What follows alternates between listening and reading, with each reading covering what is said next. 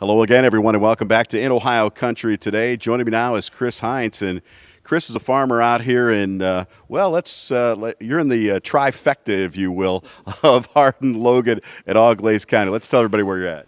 Yeah, we're north of Indian Lake, probably about 3-4 miles right off the water, kind of the Indian Lake area, the watershed. Our half of our farm's in Auglaize, the other half's Logan, and the back half's in Hardin counties. Kind of sets in all three counties.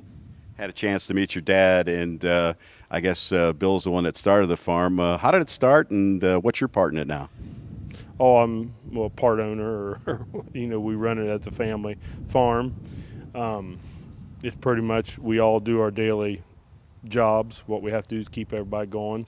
We're scattered over a large area to keep things going, and harvest and plant, and we all work together. Let's talk a little bit about this planting season. Obviously, 2016 or 15, it's been a little wet out there. How has it been for you to get out there, and as you've been scouting your fields here in the middle of this growing season, what kind of condition are your crops? Very up and down. Some areas we farm, they look very good. Some areas the water's been too bad. It's took a lot of the crop out. We're getting a lot of disease, just a lot of everything in the crop. It's just seemed like everything you look at, something's different every field you go to. And it's mainly we just do a lot of scouting and trying to figure out what to do. It's the weather, the rain, you're behind on every aspect of what you should be getting done. It's kind of interesting. We had a chance to talk about where your product goes, and you talk about diversity. Of course, we're big supporters of E85 and ethanol. That's what I drive, and of course, the Ohio Soybeans Council is one of our sponsors, along with the Ohio Corn Growers, and it seems as though you've got that a lot of diversity as far as what you do with your product after it comes off and it's harvested. Yeah, we haul it to processors. Most of our beans go to cargo plants. Our beans are all at cargo, a soybean processor. Our corn goes, we haul a lot of corn to Greenville in that area of ethanol.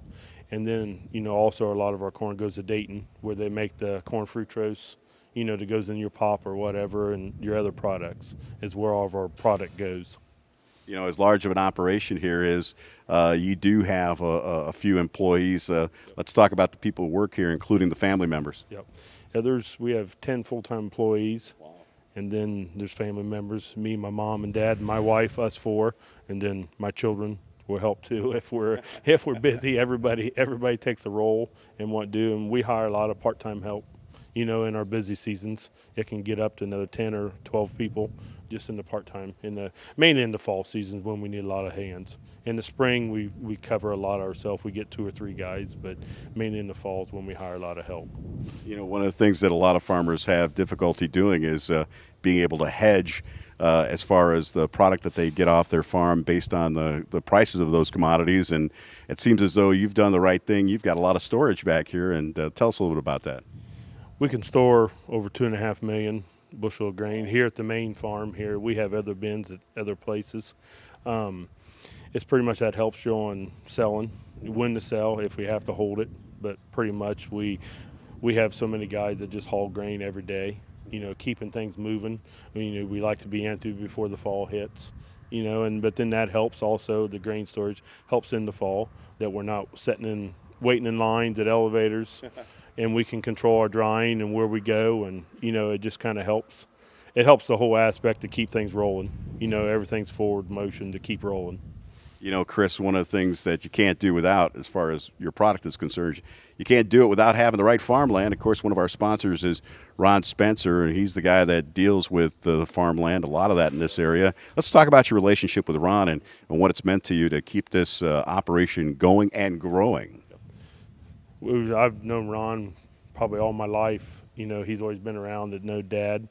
When we started buying more land or finding more land, Ron would help our people that we farm for a lot of investors that do land, and Ron finds a lot of land for them. The certain farm that he he'll try to help find it or what we're going to farm. You always want good land or the best quality that you can find. And the bad thing is, that's how we've scattered out in a lot of areas. Ron's found land in areas, and we just keep adding to them farms to to make it worthwhile to go to that area to farm.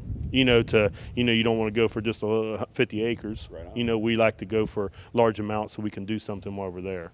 And that's what it's all about. It's not just the quantity, but the quality and what kind of production you get off that land, right? Oh, absolutely. You want good land. You want land that's quality, or that can be built onto. You like good drainage and tile. Sometimes you have to tile it, but, you got to buy it right and find it right. One of the issues that's very important to farmers today when we talk about the environment is water quality. And obviously you're in that watershed that goes into Indian Lake. I'm sure a lot of your neighbors, including yourself, do the best that you can as far as those practices are concerned. Oh, absolutely. You have to, because, land only lasts so long. If you don't take care of it, it can leave or you can't be productive. You got to be productive to survive in farming, to make a living.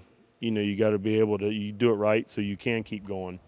That's the main name of the game, I guess. You gotta do things right to be productive. Yeah, right. Yep. Well, we mentioned a little bit about your family. Let's talk about that next generation coming up. You've got a few that hopefully are going to help you take it to the next level as well, right? Yeah, I have 4 children.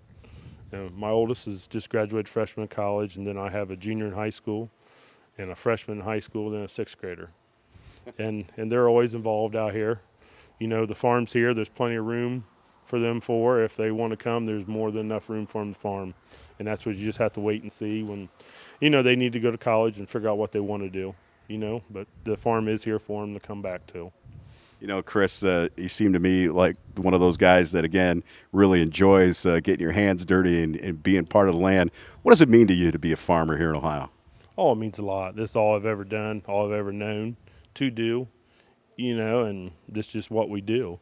You wake up every morning, there's always going to be a challenge. Now, this year's been more of a challenge than most. Most time of the years, you're not really as wound up or got so many things to do, but just this weather's put you behind on everything you tried to do this year. But that's part of farming.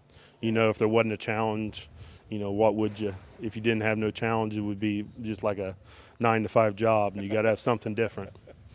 Chris, too, what does that do for you as far as your equipment is concerned? I mean, when you have those kind of challenges, I bet that that's a real, challenge for you to get your equipment in and out of the fields at those times. And, I'm sure that you're keeping busy, keeping all that stuff ready and ready to go.